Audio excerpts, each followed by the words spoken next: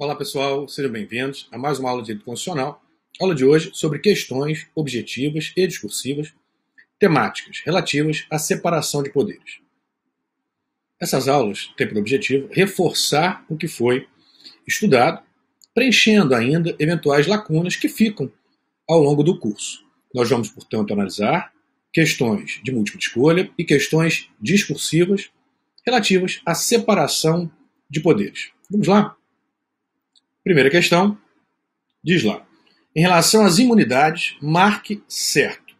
Para marcar, portanto, a alternativa correta. Nós vamos corrigir todas as alternativas.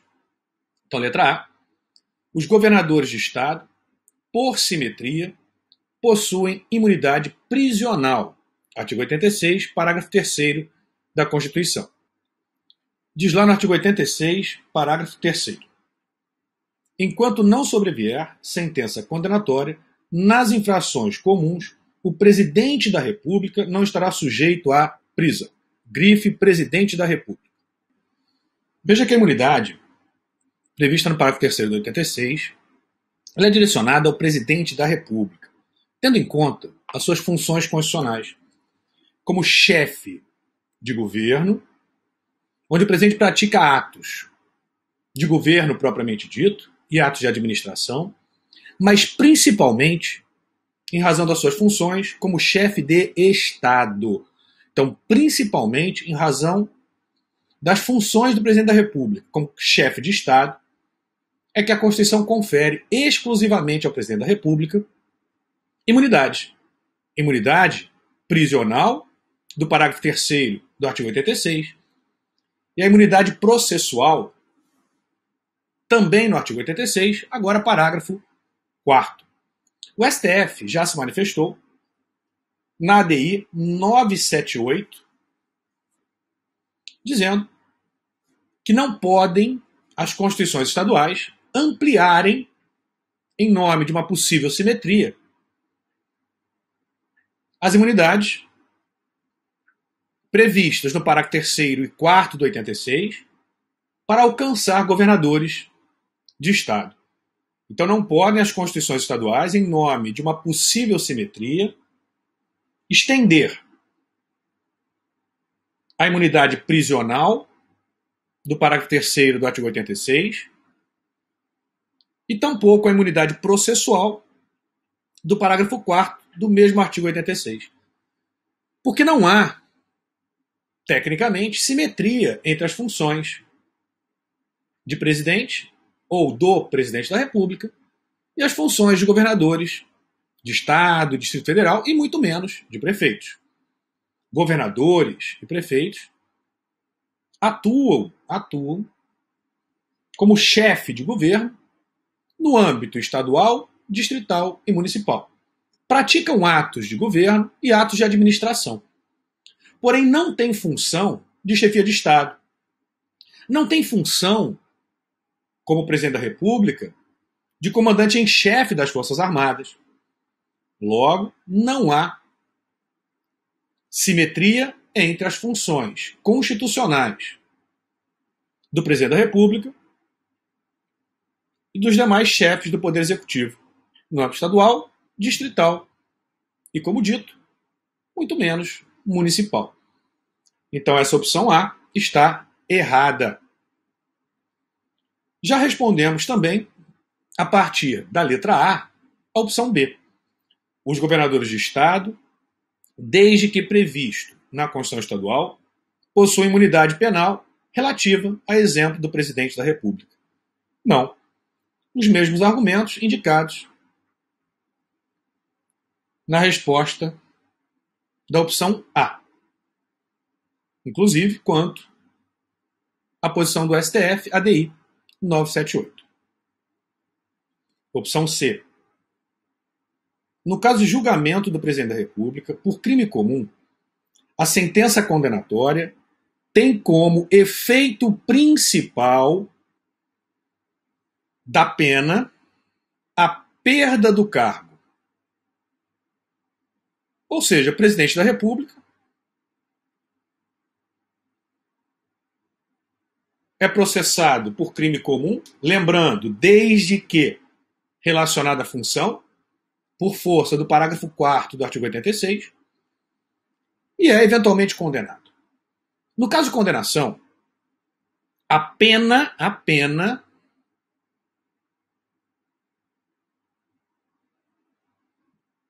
principal, ou o efeito principal da condenação, não é a perda do cargo. Então, repetindo, quando se tratar de crime comum, o efeito principal da pena não é a perda do cargo, mas sim a aplicação da pena cominada ao delito imputado.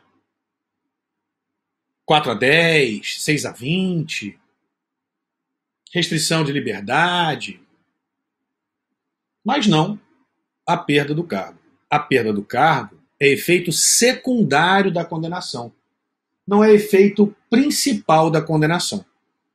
A perda do cargo, ela funciona como efeito principal da condenação quando se tratar de crime de responsabilidade, mas não no caso de crime comum. Então não é o efeito principal, mas sim efeito secundário da condenação por crime comum.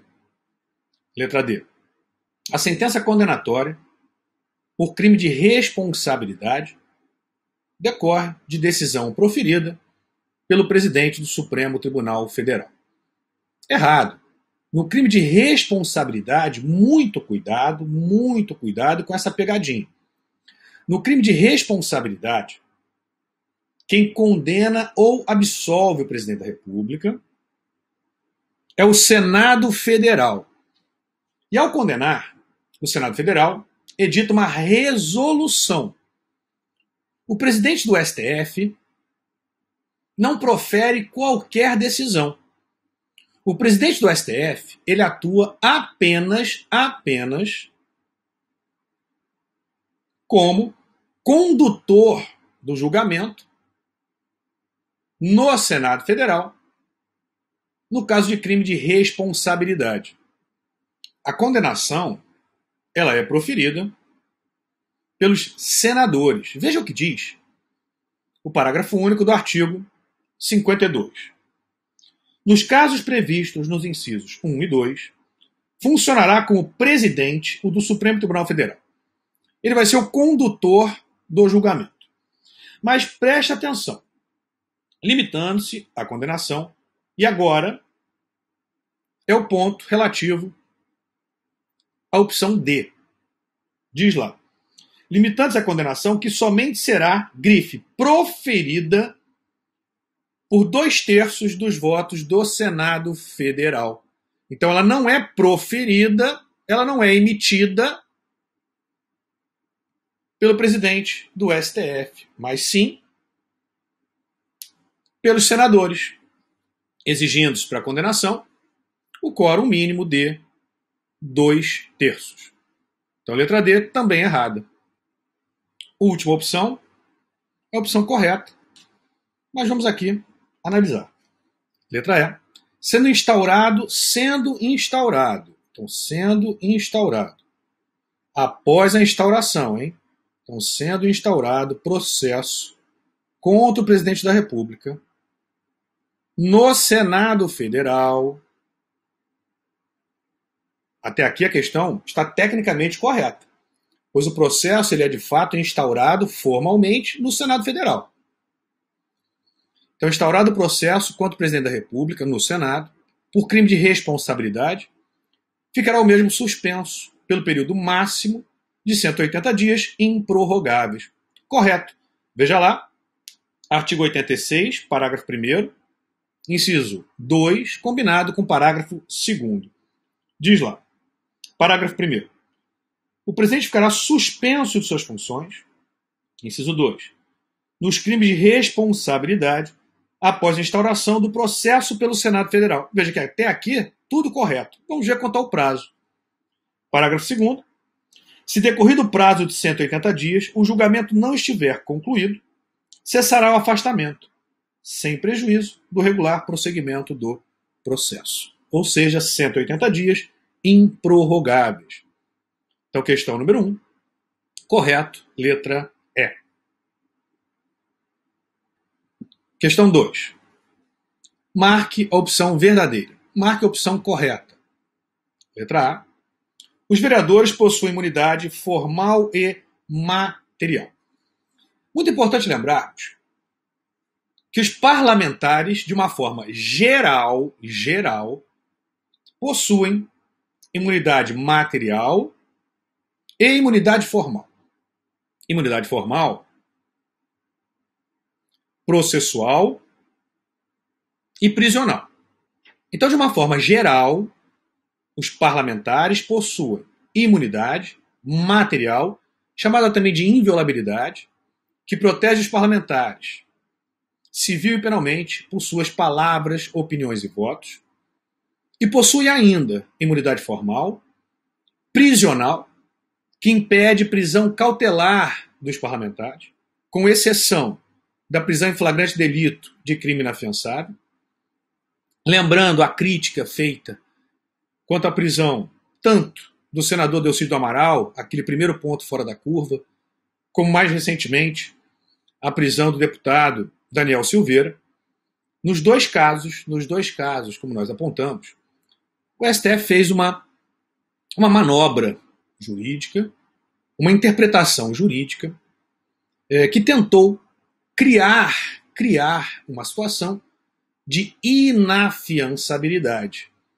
Mas não significa que o crime fosse originariamente inafiançável. Nós vimos essa crítica, então parece, pelo menos na opinião que nós colocamos para vocês, que nós externamos, que essas duas prisões seriam incompatíveis com a Constituição. Pois nos dois casos, os crimes seriam originariamente afiançáveis, embora a situação fosse de inafiançabilidade. Então, o crime era afiançável, mas a situação era de não concessão de fiança. Então, o STF fez essa manobra para dizer que a vedação à concessão de fiança naquela hipótese tornaria o crime inafiançável. Fizemos já as críticas devidas, mas basta lembrarmos que os parlamentares, de uma forma geral, possuem imunidade material, como falado, possuem imunidade formal prisional, destacada agora, que impede prisão cautelar de parlamentar, com uma única exceção, flagrante delito de crime inafiançável, e ainda a imunidade formal processual. Essa, portanto, é a regra. A exceção é exatamente em relação aos vereadores. Os vereadores possuem imunidades mais restritas.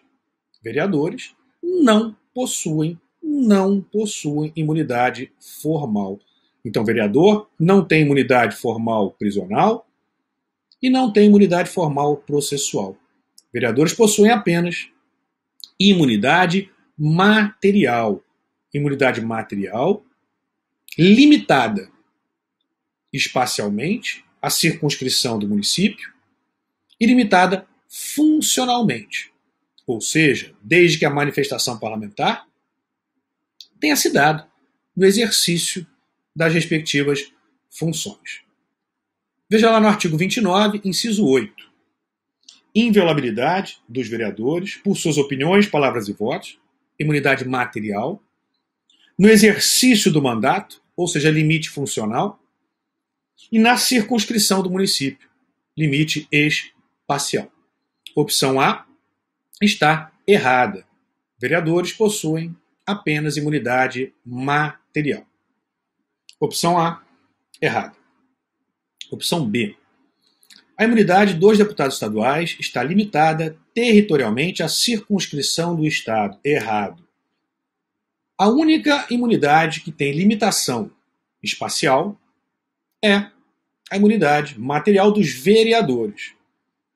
Todos os demais, deputados estaduais, distritais, por óbvio, federais e, claro, senadores, a abrangência é nacional. Então, muito cuidado com essa pegadinha. Deputado estadual não tem sua imunidade limitada à circunscrição do Estado. Ela tem abrangência nacional. Opção B, também errada. Opção C.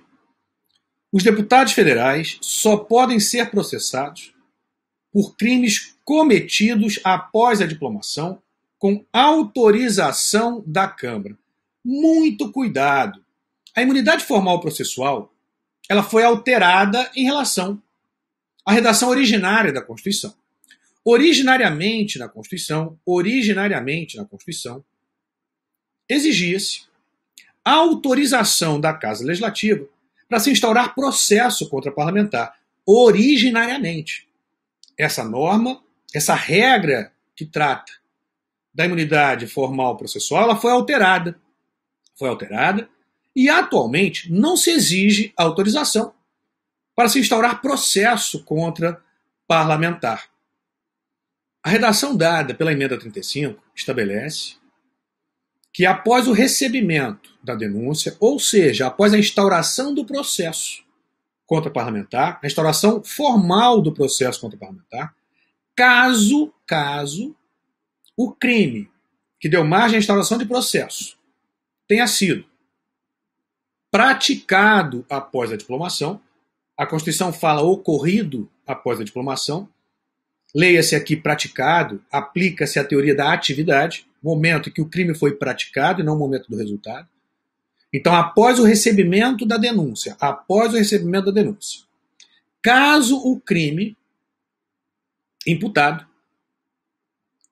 tenha sido praticado após a diplomação, nesse caso, deve ser remetido à respectiva Casa Legislativa para que a Casa Legislativa se manifeste quanto à suspensão ou não do processo.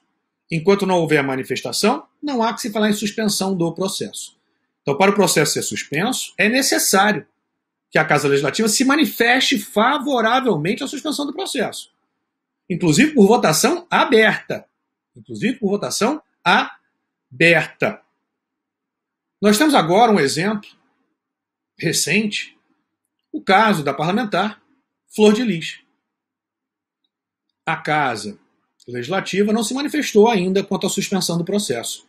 O processo está, portanto, correndo. Logo, para que o processo seja suspenso, é necessária a manifestação expressa da Casa Legislativa, votação aberta e quórum de maioria absoluta. Veja o parágrafo 3º do artigo 53. Diz lá: recebida a denúncia contra senador ou deputado por crime ocorrido após a diplomação, o STF, Supremo Tribunal Federal, dará ciência à casa respectiva que, por iniciativa de partido político nela representado, e pelo voto da maioria de seus membros, leia-se maioria absoluta e votação aberta, poderá, até decisão final, sustar o andamento da ação. Então veja que a suspensão do processo ela só pode ocorrer antes do trânsito em julgado. Não há que se falar em suspensão de processo em fase de execução. Então, muita atenção também com esse detalhe. Letra C está também errada. Os deputados federais só podem ser processados por crimes cometidos após a diplomação com autorização da Câmara. Errado. A imunidade formal processual não exige mais autorização para a instauração de processo. O que ela permite é a suspensão do processo. Mas, como falado, a suspensão só pode se dar quando o crime tiver sido praticado após a diplomação e desde que decidido de forma expressa pelos membros da respectiva Casa Legislativa e atingido o quórum de maioria absoluta. Suspensão que só pode se dar até o trânsito em julgado de eventual sentença condenatória. Não pode haver suspensão de processo em fase de execução. Vamos pular a letra D, vamos para a letra E. Os senadores não podem ser presos nem mesmo em flagrante. Errado. A imunidade formal prisional, prevista no parágrafo 2º do artigo 53, impede prisões cautelares e pré-cautelares, com uma única exceção. flagrante delito de crime inafiançável. Veja lá o parágrafo 2º do 53. Desde a expedição do diploma, os membros do Congresso Nacional não poderão ser presos, salvo em flagrante de crime inafiançável. Então a opção está errada. Seguindo, nesse caso, prisão em flagrante de crime inafiançável, os autos serão remetidos dentro de 24 horas à casa respectiva, para que, pelo voto da maioria de seus membros, resolva sobre a prisão. Então, letra E, também errada. Correto, letra D. Os deputados federais e senadores possuem imunidade prisional, mesmo o crime sendo anterior à expedição do mandato. Correto.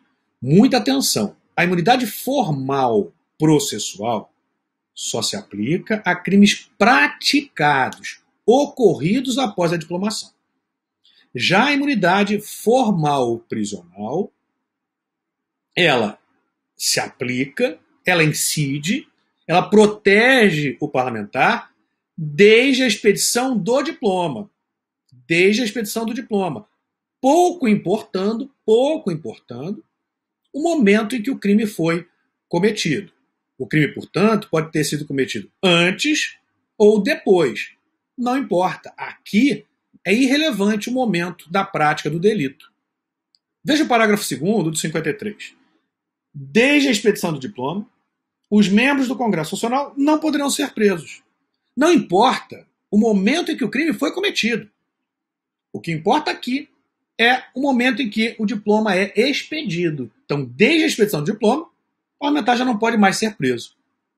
Seja o crime anterior ou mesmo posterior à expedição do diploma. Não pode ser preso cautelarmente ou mesmo pré-cautelar, com uma única exceção: flagrante delito de crime inafiançável. Então, voltando lá, desde a expedição do diploma, os membros do Congresso Nacional não poderão ser presos, salvo em flagrante de crime inafiançável.